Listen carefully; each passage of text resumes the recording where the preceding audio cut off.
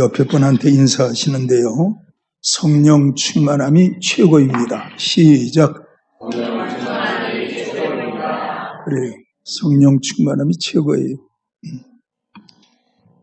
작년 11월 달에 다니엘 기도회에 여자 강사 한 분이 나와서 간증을 하셨어요. 근데 그분은 음악 쪽으로 대학을 전공했는데 기타를 메고 포항 해변가로 가서 해변에서 기타를 치면서 찬양하는 일을 시작했어요. 처음에는 아무도 그 찬양을 들어주는 사람 없이 광야의 세례 요한처럼 외롭게 찬양을 했는데 성령께서 그 찬양 가운데 함께 하니까 오가는 사람들이 한 사람 두 사람 듣기 시작하더니 나중에는 그 찬양이 유튜브에 올라왔는데 그 사람의 구독자가 30만 명이 넘었어요. 그게 작년 11월 달에 나왔던 다니엘 기도의 간증 이야기예요. 구독자가 30만 명이 넘어가니까 그 다음부터는 이 교회 저 교회에서 찬양 강사로 추빙을 하게 되는데 사방으로 다니면서 찬양하다 보니까 이름도 알려지게 되고 힘들었던 경제 문제도 해결되어지고 그런 간증이었어요. 그분에게 있어서 찬양은 무엇인가? 찬양은 우리가 잘 알고 있는 말씀, 그 나라와 그 일을 구하면 이 모든 것을 너에게 더하시리라. 그분에게 그 나라와 그 일은 찬양이었던 거예요. 삶의 환경이 힘들고 어려울 때 어디가 손 내밀 데도 없고 의지할 데 없을 때 그는 생각한 것이 광야에 나가서 세례 요한처럼 찬양하며 하나님께 영광 돌리리라 했는데 그것이 하나님 보시기에 적중한 거예요. 그분은 하나님과 채널을 맞춘 거예요. 다시 말하면 성령의 뜻을 따라 살았더니 그분의 모든 필요한 것들 채우시고 지금은 찬양 강사로 유명한 분이 되어졌어요. 여러분, 우리가 하나님과 채널을 맞추어서 살아갈 수 있는 여러분들이 되어야 돼요. 그 하나님과 채널을 맞춘다.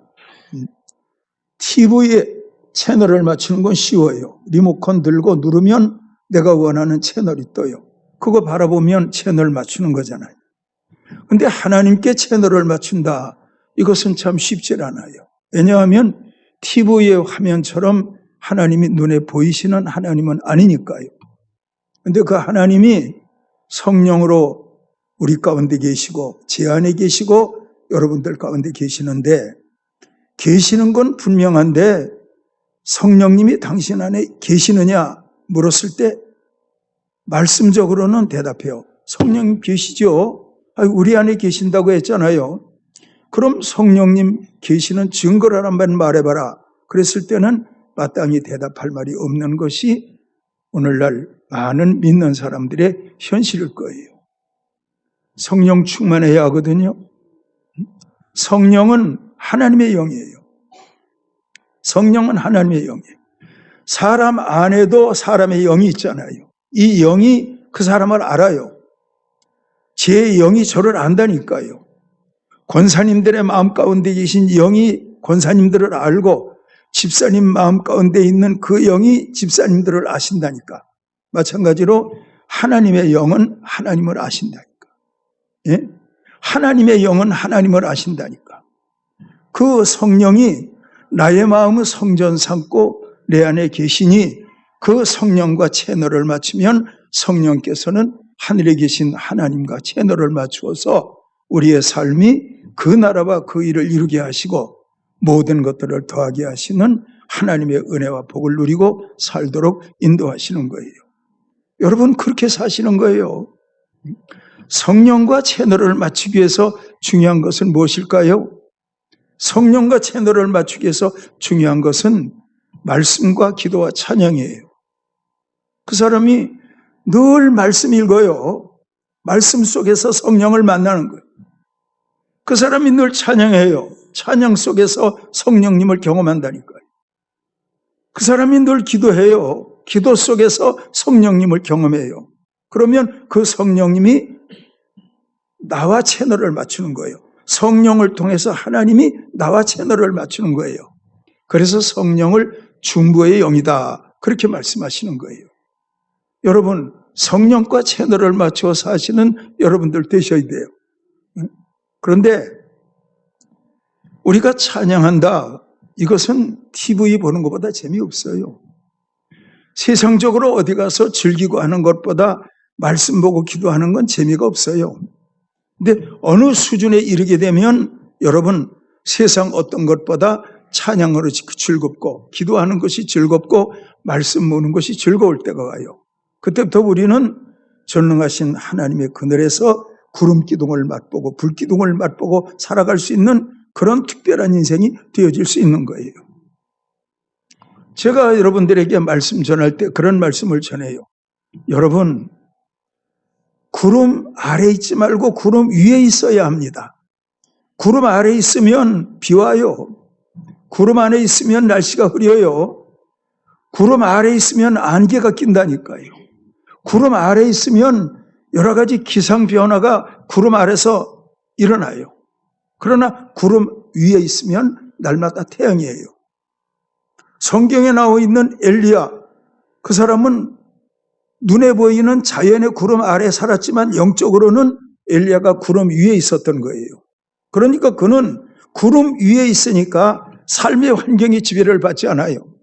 그는 하나님과 소통하면서 사는 영적 인생이 되어질 수 있었던 거예요. 이스라엘 백성들이 구름 기둥 불등의 인도를 받았다 하지만 그것은 특별한 하나님의 자연 계시고 실제 알고 보면 그들도 눈에 보이는 구름 아래에 있었어요. 근데 모세는 어때요? 모세는 구름 위에 있었다니까. 모세가 기도하면 하나님이 들으시고 모세가 찬양하면 하나님이 받으시고 하나님은 모세와 늘 교통하며 살았어요. 그건 뭐예요? 모세가 성령의 사람이었다는 것을 증명하는 거예요. 그가 성령의 사람이니까 하나님과 교제하며 사니 하나님께서 민수기에서 모세에 대해서 말씀하시는데 모세는 나의 친구다. 모세는 나와 대면해서 말했다. 하나님은 모세를 그렇게 가깝게 말씀하시잖아요. 그런데 이스라엘 백성들을 하나님은 모세처럼 대합니까? 그렇지는 않잖아요. 그 백성들은 하나님 보시기에 가치 없어요. 환경에 따라서 원망하고 불평하고 늘 그렇게 사는 무리들인데 모세는 환경에 매이지 않고 구름이라고 하는 이 영적 삶의 문제 위에서 하나님을 교제하며 사니까 삶의 환경은 어떠하든지 그는 하나님으로부터 답을 얻고 산다니까요. 삶의 문제는 어떠하든지 하나님으로부터 답을 얻고 산다니까요. 그 답이 뭔데요? 하나님 말씀이에요. 말씀이에요. 여러분, 그때는 창세기 말씀도 없고 출애굽기 말씀도 없고 모세가 하나님과 교제했던 시대는 하나님께서 직접적으로 사랑하는 사람들을 만나서 하나님께서 그들을 교제했던 그런 시대였던 거예요. 그러니까 모세는 하나님을 대면하여 교제하니까 삶의 문제가 있으면 뭐 기도하면 하나님이 다 들으시는 거예요. 그게 성령 충만한 모세의 모습이에요. 여호수아는 어때요? 여호수아에 대해서 따라붙는 말이 있어요. 신에 감동된 자. 모세가 성령 충만하니까 여호수아도 성령으로 충만한 거예요. 그랬더니 그 여호수아가 그 백성들을 이끌고 가나안 땅을 정복하잖아요. 놀라운 일을 하잖아요. 성령 강림절을 맞으면서 하나님께서 여러분들에게 원하시는 건 뭐예요? 성령 충만이라는 거예요. 여러분, 근심 충만 아니거든요. 염려 충만 아니거든요. 성령 충만이거든요. 성령 충만으로 살아갈 수 있는 여러분들이 되기를 축원해요. 그 성령이 처음에 이 땅에 내려오실 때는 그 성령이 오순절 마가의 다락방에 내려오셨어요. 예수님은 승천하시기 전에 베다니 언덕에서 모여있는 모든 사람들을 향해서 너희가 몇 날이 못되어 성령으로 충만함을 받으리니 예수님이 약속하신 거예요. 그리고 구름을 타고 승천해서 올라가셨던 거예요. 그랬더니 그 말씀을 들었던 사람들은 500여 명이었는데 120명이 마가의 다락방에 모여서 하나님께 기도했는데 열흘을 기도했어요. 그 기도하는 모습을 전혀 기도에 힘쓰니라 이렇게도 나와 있고 오로지 기도에 힘쓰니라 이렇게도 나와 있어요. 전혀 기도에 힘썼어요. 그랬더니 전혀 기도에 힘쓰기를 시작한 지 열흘째 되는 날 그들 가운데 성령이 임한 거예요. 물론 모세 때에도 성령은 있었고 선지자들 때에도 성령은 있었는데 그때는 특별한 사람들에게 성령을 주셔서 하나님께서 맡겨주신 사명을 감당하게 했을 뿐이지 대중적 일반적 성령의 강림은 없었던 거예요. 근데 오순절 마가의 다락방에는 모인 무리들이 다 성령의 충만함을 받았고 또 이들이 나가서 흩어져서 복음을 전하니까 복음을 들은 이들이 또 성령의 충만함을 받았고 이렇게 성령이 누룩처럼 퍼져가는 놀라운 역사를 나타냈다니까요. 여러분, 하나님이 여러분들에게 원하는 것은 부자가 되는 거, 물론 하나님 부자가 되기를 원해요. 하나님이 여러분들에게 원하는 것은 병들지 않고 건강하게 사는 것, 하나님 그거 좋아하시죠. 하나님이 원하는 것, 취업하기 어려운 이 시대에 여러분들의 사랑하는 자녀들이 좋은 직장 구하고 11조 생활도 하고 교회 봉사도 하고 하나님 그렇게 해주시는 거 하나님도 원하는 거예요. 그런데 하나님은 그런 우리가 생각하는 건강이나 물질이나 우리의 자녀들의 취업 문제나 이런 것에 대해서 들으시기 전에 하나님이 먼저 원하는 건 뭐예요? 관계를 원하신다니까. 좋은 관계. 그러므로 성령 충만은 하나님과 관계라니까요. 성령 충만은 시온의 대로예요. 그 시온의 대로가 있는 자는 찬양하면 시온의 대로를 통해서 하나님이 들으세요. 시온의 대로를 통해서 그 사람 기도 들으세요. 그 사람의 아멘을 들으신다니까요. 이렇게 해서 영적 그 나라와 그 일이 이루어지면 모든 것들을 더하게 하시는 하나님 복이 있는 거예요. 먼저는요, 관계라고요. 시온의 대로라고요. 성령 충만함이라고요. 그리고 성령 충만하면 그 사람의 입에서는 예수님이 나온다니까요. 여러분, 입술의 열매로 복록을 누린다. 들어보셨을 거예요. 입술의 열매로. 수고하고 땀 흘리면 부자가 된다. 이게 아니고 입술의 열매로 복록을 누린다. 입술의 열매. 예수님의 이름. 우리가 입술의 열매로 그분의 이름을 찬양하는 거예요. 입술의 열매로. 입술의 열매. 내 입술의 말로 그분의 이름을 증거하고 전도하는 거예요. 그렇게 될 때 하나님은 그 입술의 열매를 받으시고 여러분들의 마음 가운데 복록을 베푸시는 그런 하나님이 되시는 거예요. 옆 사람한테 인사하세요. 먼저는 충만입니다. 시작. 그래요. 먼저는 충만이에요.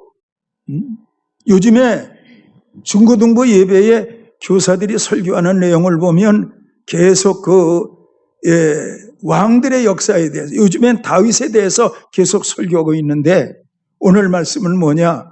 다윗이 죽기 전에 마지막 남긴 말들이 오늘 설교 본문의 내용이에요.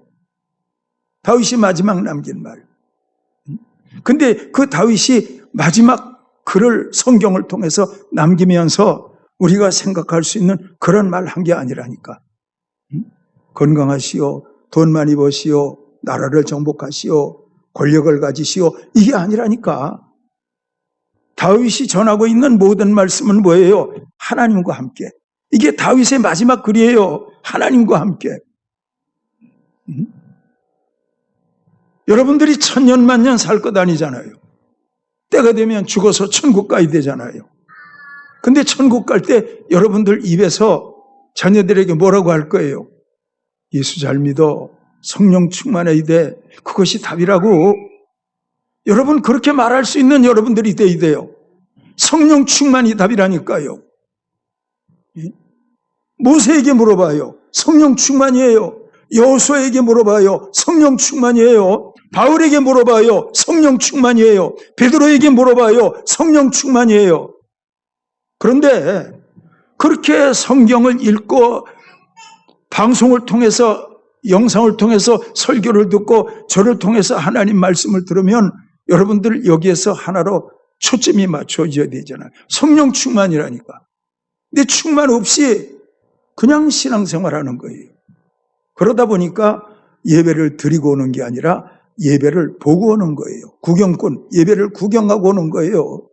그거 아니잖아요. 신앙생활을 신앙생활답게 할 수 있는 여러분 가자가 돼야 돼요. 그런 은혜 있으시기를 주의 이름으로 축원합니다. 예? 저는 오늘 새벽에 나온 분들에게도 그런 말씀을 드렸지만 어떤 훌륭한 목사님의 설교 한 편을 듣게 되는데 그 목사님이 설교하는데 휠체어를 탄 어떤 분이 고개를 푹 숙이고 간병인 여자분 두 사람과 함께 그 교회 안에 들어오더래요. 그러니까 이 팔다리를 못 쓰는 분이 휠체어를 타고 들어온 거예요. 그 목사님 설교하는데 그분이 고개를 숙이니까 이 기관지가 안 좋으니까 맥히니까 크크 이상한 소리가 났다 그래요. 근데 목사님 그 설교하시면서 그분 의식돼서 마음으로 기도하면서 설교했겠지. 근데 감사한 것은 예배 끝나고 돌아갈 때 그분이 휠체어를 버리고 걸어갔다고 그 얘기를 하시더라니까. 휠체어를 버리고 그리고 꺾어졌던 목이 꼿꼿하게 세워져 들어갔다니까. 그분 간증하시는데 그날 예배자들은 다 울었습니다. 놀라운 일입니다. 알고 보니까 그 사람이 의사였대요. 의사가 병들었다는 거예요. 근데 성령께서 그날 그렇게 역사를 하신 거예요. 저는 그분 설교를 듣고 나서 뭘 느꼈느냐. 야, 여느 목사님하고는 틀리다. 이번 설교는 참 정직하다. 정직하다. 맑고 깨끗하다. 절충도 타협도 없는 진리 그대로를 전하시는구나. 저는 그 설교 들으면서 그렇게 깨달았어요.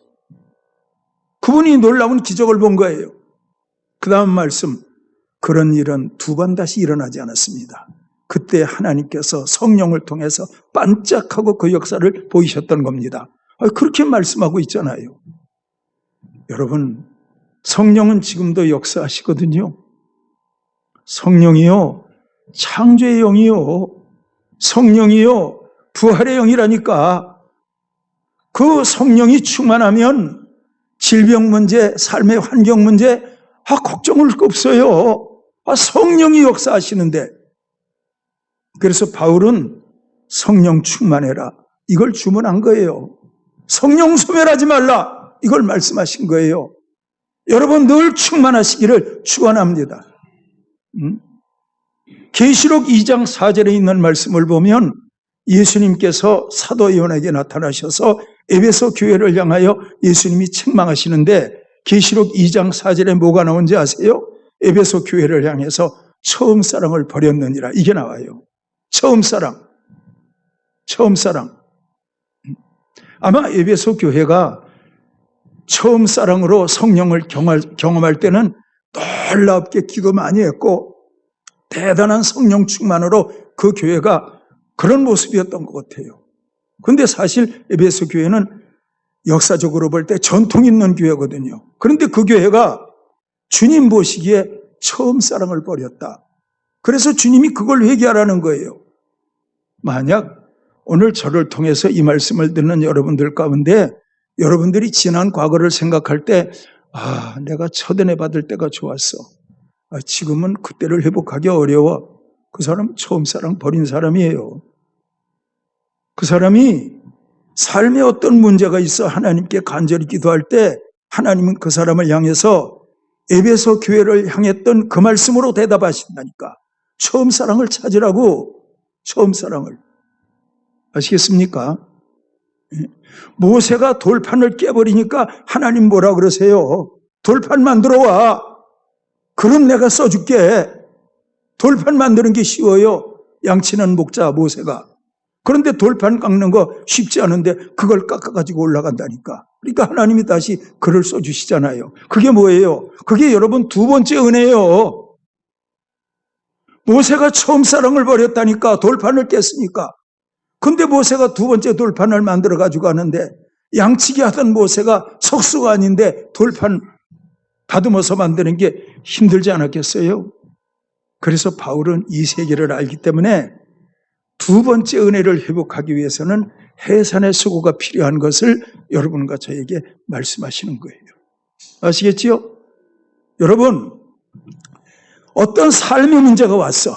그게 병의 문제든지 물질의 문제든지 어떤 문제가 왔어.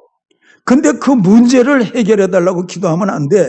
하나님이 원하는 건 왜 그 문제가 왔는지 알라고 하나님이 그걸 원하는 거예요. 너에게 왜 이 문제가 왔는지 알아? 너 그때 은혜를 회복해야 돼. 다시 충만하라고. 그러면 해결된다고. 하나님 그건 말씀하시는 거예요. 여러분, 배가 바다를 항해하고 있어요. 갑자기 바닷물이 줄어버렸어요. 배가 암초를 만났어요. 그런데 여러분들이 구하는 것은 뭐예요? 이 암초를 제거해 주십시오. 여러분들은 그렇게 구할 거예요. 암초를 제거해 주십시오. 근데 하나님이 원하는 건 암초를 제거하는 게 아니고 바닷물의 수위를 높여서 이 배가 암초를 넘어갈 수 있도록 하는 거예요. 그게 성령의 세계라니까. 알아들으시기를 축원합니다. 이런 은혜로운 말씀을 들으면서 내 삶에 적용하지 않고 여전히 암초를 제거해 달라고 하는 것은 경제가 어려우니까 돈 달라고 하는 것과 같고 병 들었으니까 건강 회복해 달라는 것과 같고 다 그런 거예요. 그런데 문제는 현실에 있지만 답은 하나님께 있다니까. 성경은 그렇게 말씀하신다니까. 여러분 믿으시기를 축원합니다. 자주 말씀을 드리지만 홍해는 현실이라니까. 홍해는 현실. 근데 답은 하나님께 있다니까. 그래요. 현실이 사막에서 썩은 물이요. 그거 먹으면 죽는 거예요. 쓴 물 마라. 현실은 그거예요. 답이 현실에 있나? 답이 하나님께 있지. 나뭇가지를 던지라. 하나님의 메시지가 있지. 그러니까 달아졌지. 아시겠습니까? 여호수아가 아말렉과 전쟁을 치르는데 현실은 뭐예요? 군인들의 사기를 백배해서 아말렉과 싸우는 게 현실이고 하나님의 답은 뭐예요? 모세가 산 꼭대기에 올라가서 두 손 들고 기도하는 게 그게 하나님의 답이라니까. 그러므로 하나님의 생각과 여러분들의 생각이 틀리면 안 돼요. 알아들으세요. 그러므로 제가 증거하는 이 말씀이 여러분들의 문제의 답이라니까. 성령 충만, 이게 답이에요. 말씀 충만, 이게 답이라니까.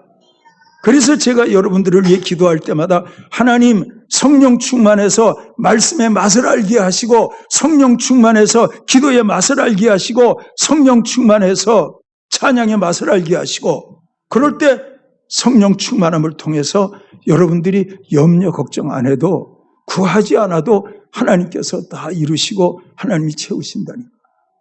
여러분 그렇게 믿을 수 있는 여러분들이 되기를 축원해요. 그렇게 믿을 수 있는 여러분들이 되기를 축원해요. 자, 어떤 처녀가 시집 가야 하는데 좋은 남편감을 찾아야 돼. 근데 길 가다 보니까 보석집이 있는데 그 보석집 진열장에 보니까 거기는 금도 있고 은도 있고 다이아몬드도 있고 온갖 보석이 다 있어. 그래서 그 여자가 생각하기를 열심히 버는 거야. 그래가지고 저 보석을 다 사는 거야. 그렇게 생각했어. 근데 보석 사는 게 빨라요? 아니면은 그 집 아들하고 결혼하는 게 빨라요? 이해가 안 돼. 이렇게 얘기해도. 여러분, 그 처녀는요, 돈 벌어서 보석 살려면 죽도록 고생해야 돼요. 근데 그 집 아들하고 연애했어. 그래서 결혼했더니 그 아들이 보석집 물려받았대. 그냥 내가 한 얘기요. 핵심만 알아들으면 될 거 아니에요. 예? 알아들으시기를 축원합니다. 알아들으시기를 축원합니다. 저는 대구에 있는 박원진 목사 아들을 위해서 늘 기도하는데 전에도 한번 이야기를 했었는데 한번 들어보세요. 일본서 7년 반 유학생활하고 선교활동하다가 왔단 말이에요. 면허증을 갱신해야 되잖아요. 전주에 있는 면허증 시험장을 갔잖아요. 태워다 주고 시험 잘 보고 와. 기다렸다가 태워가지고 갈까? 아니요. 시험 잘 봐. 그랬더니 성령님이 다 인도하세요. 걱정 말고 가세요. 저녁 때 면역증 갱신 시험 쳐가지고 왔어요. 그래서 시험 잘 쳤어? 그랬더니 잘 쳤지요.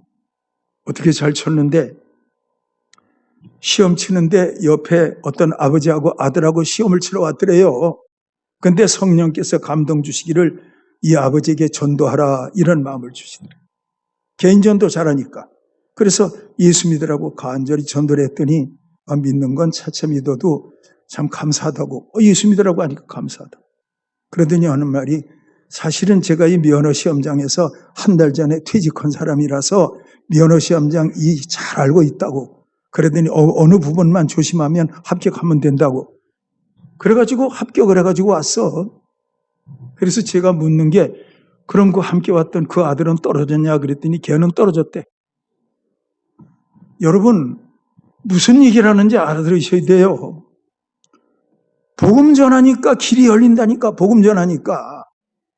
그런데 여러분들은 생각할 때 그 면허증 시험 치는 거기서 퇴직한 사람이 박원진 목사 옆에 앉는 거 그게 우연이요? 하나님 뜻이요? 헷갈리지? 그걸 하나님 뜻이라고 하는 거예요. 예수 믿는 사람은 우연이라고 말하면 안 돼요.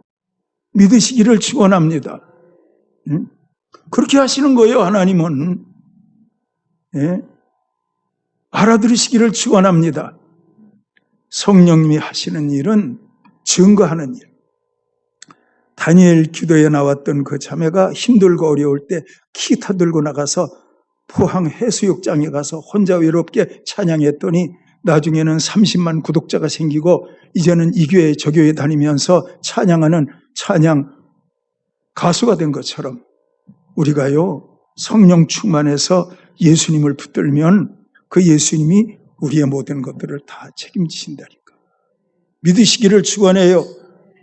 그리고 성령은요 인침의 영이에요. 인침. 우리가 성령 받았을 때 하나님은 성령 받는 순간 뭐라고 하시냐면 너는 내 것이야. 너는 내 것이야. 성령 체험하는 순간 하나님은 너는 내 것이야.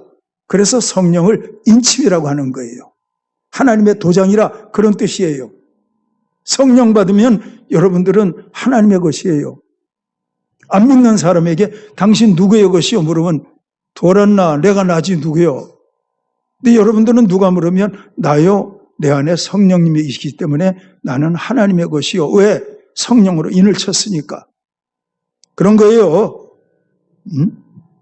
그리고 여러분 성령께서 여러분들과 저의 마음 가운데 오시면 성령은 하나님의 모든 것들이 다 믿어지게 해요. 그 믿음 가지고 사시는 여러분들이 되기를 축원합니다. 여러분 돈을 믿잖아요. 돈을 잘 몰라. 어떤 사람이 탈북자가 돈에 대해서 몰라. 그러면 그 탈북자 데리고 1시간만 마트에 왔다 갔다 하면서 돈 쓰는 거 보여주면 탈북자는 돈을 믿게 돼. 아, 돈이라는 게 대단한 힘이 있구나.